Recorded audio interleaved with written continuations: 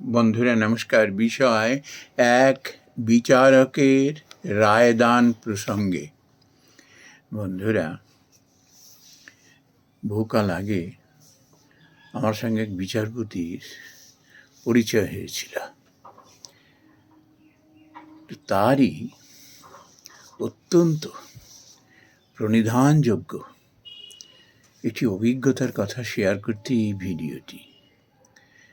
বন্ধুরা, তিনি আমায় বলেছিলেন এরকম, যদি কোনো বিচারপতি রায়দানের সময় ন্যায়, নীতি এবং বিচার এদিকে যদি তার ফোকাস থাকে, সেই রায়দান কখনো অযৌক্তিক কিংবা অনৈতিক হতে পারে না। সঙ্গে সঙ্গে তিনি এটিও বললেন, রায়দান করতে গিয়ে যদি তার দৃষ্টি ঘুরে যায়, তার রায়দান যদি পক্ষপাত দুষ্ট হয়ে যায় কিংবা কারুর যদি তিনি বিরাগভাজন হয়ে যান কিংবা যদি মানুষের তিনি অত্যন্ত প্রিয় পাত্র হয়ে ওঠেন, এইসব চিন্তা যদি একবার মাথায় ঢুকে গেল, ব্যাস সেই রায় আর রায়ের পর্যায়ে থাকে না। তিনি তখন যে কথাগুলো বললেন, এগুলি অত্যন্ত ভাববার বিষয়। ওই জন্যই প্রথমে বলেছিলাম যে প্রণিধানযোগ্য। তিনি এরকম বললেন,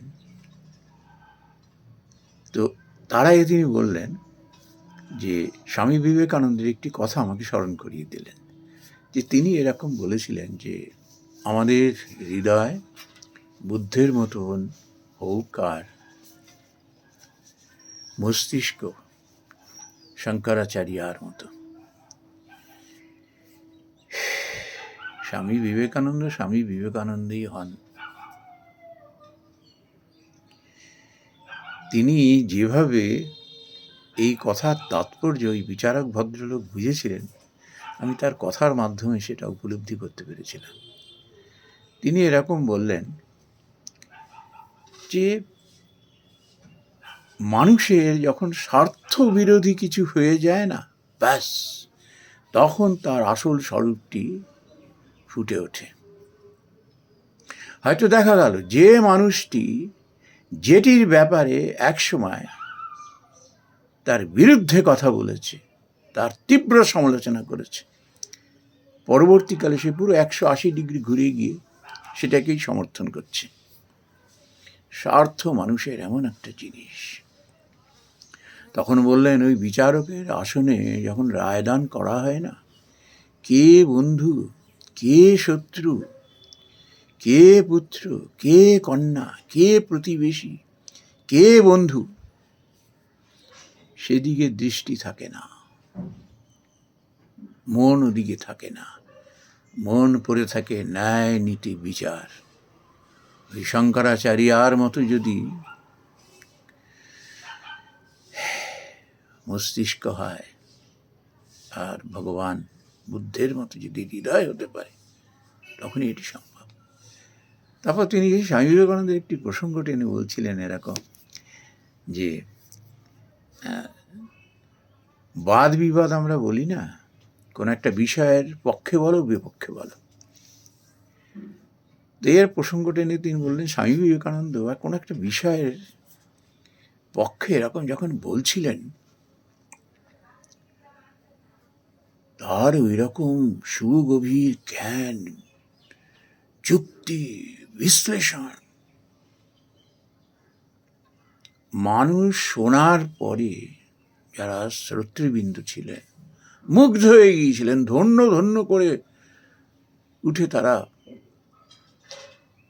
হর্ষধ্বনি দিয়ে তাকে অভিনন্দন জানিয়েছিলেন। তারপর কি হলো, তিনি যা বললেন সেটাকেই তিনি কাটলেন, খণ্ডন করলেন। খণ্ডন করে যখন এবার তার বিরুদ্ধে বলতে শুরু করে দিলেন, একইভাবে সেই যুক্তি, সেই বিচার বিশ্লেষণ, মানুষ শুনতে শুনতে মুগ্ধ হয়ে গেল। যখন শেষ হলো, আবার সেই করতালি দিয়ে তাকে স্বাগত জানানো, মানুষ কনফিউজড হয়ে গেল,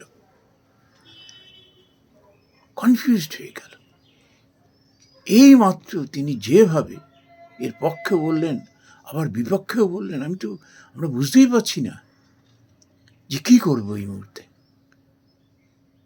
তেমনি বন্ধুরা, উনি বলছিলেন এরকম যে মানুষ তার বিচার বুদ্ধি, তার মন সর্বদা পরিবর্তনশীল, সর্বদা। আজকে যেটা বললো কালকেই সেটা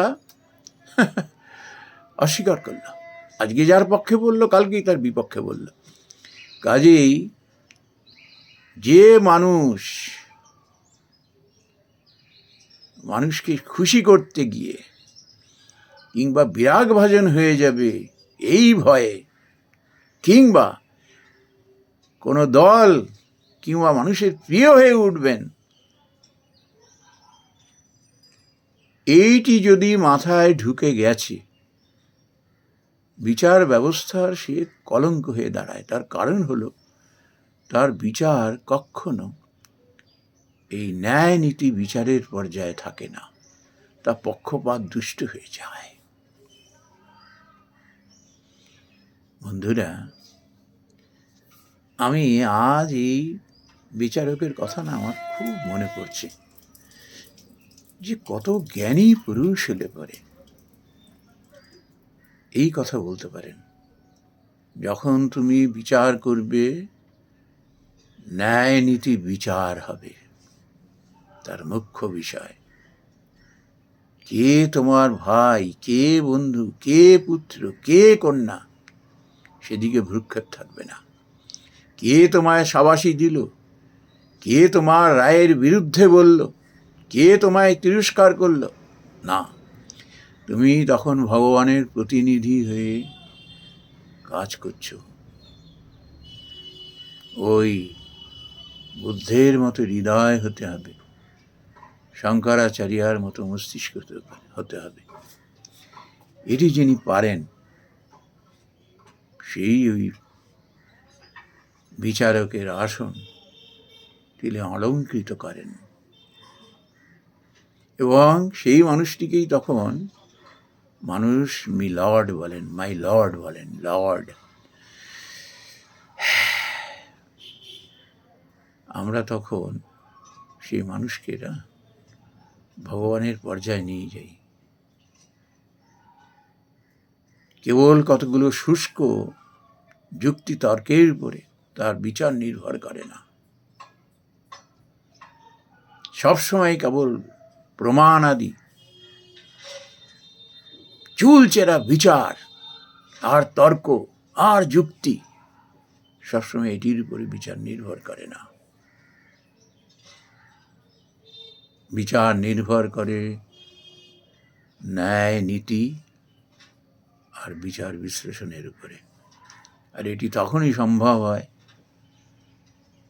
যখন সেই মানুষের হৃদয় বুদ্ধির মতো হয়, মস্তিষ্ক যখন তার শঙ্করাচার্যার মতো হয়। নমস্কার বন্ধুরা।